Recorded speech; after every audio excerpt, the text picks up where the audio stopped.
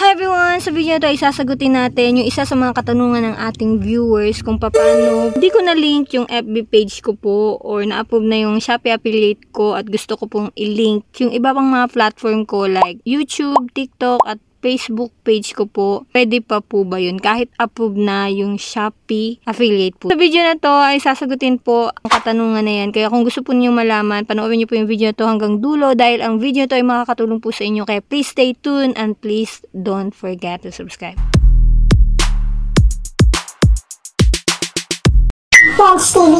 Pwede nyo pa pong malink ang inyong mga platform like TikTok, YouTube at inyong Facebook page. Make sure lang guys, kung kayo po ay gagawa ng panibagong Facebook account, make sure na meron po mga post po ito. Hanggat maaari, active po ito. Yung palagi nyong ginagamit, comment kayo doon, like po kayo. Kumbaga may interaction po doon sa Facebook na yun na ginawa po ninyo. Yes po, pwede po ma-approve yun. Kasi ito yung isa din sa katanungan ng ating viewers kung pwede ba ma-approve Facebook kahit wala pang isang buwan. Hindi po ako expert dito, pero yes po, pwede po ma-approve yun. Lalo na kapag may interaction po yung ginawa nyo pong Facebook na yun. Kung baga, ginagamit nyo po siya pag-interact ng mga tao, post din po doon, ng post may interaction, nagla-like, nagko-comment. Nakikita ka po kasi yan ng AI doon kung kayo po ay robot. Pero kapag kayo naman po ay organic, big sabihin nun, human, approve po yan. Gawin na po natin yung link platform doon po sa inyong Shopee app. Punta lang po kayo sa Shopee guys. Ayan. Ito po yung makikita po niyo yung first interface po. Siyempre video po. Hanapin nyo lang po yung me sa may bandang baba. Tapos, dyan guys ay scroll down nyo lang po at hanapin nyo po yung affiliate program. Ito sa affiliate program, ito po yung makikita po nyo kapag approve na po yung Shopee affiliate program po ninyo. Kapag hindi pa, panoorin nyo po yung video na to. Dahil yan po ay makakatulong po sa inyo kung paano po ma-approve, paano nyo po ma-apply yung Shopee affiliate po ninyo. Now, dito guys, ay ililink ka natin yung iba pang platform po natin. Sa may bandang baba guys, ay may makikita po kayong apat na icon. Ito may right side po guys, ay may makikita po kayong account. I-click nyo po yung account guys, at ito po yung makikita po nyo na interface. Sa may bandang taas guys, ay may makikita kayong setting icons. Setting icons guys, dyan nyo po hanapin promotion platform. Ayan guys, makikita nyo po yung promotion platform. Pangalawa po siya sa account settings. Tandaan guys na sa promotion platform guys, doon nyo po makikita yung mga na-approve or na-verified na link ninyo na platform. For example, Facebook, YouTube at TikTok. Click nyo lang po yan. Makikita nyo guys ay ito po yung mga na-approve ni TikTok na nilink po kung kayo po ay nag-apply ng Shopee affiliate. Makikita nyo guys ay in-apply natin yung ating mismong account sa Shopee. Ayan, Shopee. Tapos yung TikTok natin. Tapos yung dalawang YouTube channel po natin. Pero tandaan guys, na pag mag-link po kayo ng Facebook, for example, katulad na lang po ng sa akin, makikita po niyo wala pa po akong Facebook. Pag wala pa po kayong Facebook guys, automatic, kailangan po siyang i-link mismo doon po sa inyong account sa Facebook.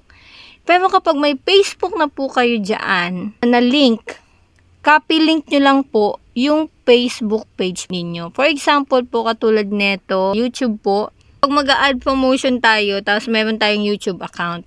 Since na meron na po tayong YouTube talaga na nandito, so copy link na lang po yung ating gagawin dyan. For example, ayan, i-click nyo lang po yung YouTube, may bandang baba, may makikita kayong confirm to link. Ayan, sanin nyo guys na kapag meron na kayong na-approve na account dati, URL copy link na lang po, yung ipipaste nyo po dyan. Tapos i-confirm nyo na lang po. Pero once na wala pa po kayong Facebook or wala pa kayong TikTok, ang hinihingi po nila yung interaction for verification. Paano ba yun? Ganito po yan. Nyo lang po yung ad. Tapos, punta po kayo dito sa may Facebook. Makikita nyo, hindi po siya copy link lang or paste link. Sa mismo po siyang hingi na approval. Papansin po ninyo, Shopee affiliate want to go to Facebook to verify your promotion channel. Inaalaw mo si mag-share na information, kumbaga vice versa. na-allow nyo si Shopee affiliate, mag-share kayo ng information sa kanya from Facebook. Continue nyo lang yan guys. Tapos hihingi po yan ng mobile number or email po ninyo kung yun po yung ginamit po ninyo sa paggawa ng inyong Facebook. Ilagay nyo lang po yung password. Mapupunta po kayo sa Facebook po ninyo. Save nyo lang po yan. Continue as, then mag-authorize na po siya, malink dun sa Facebook page ninyo.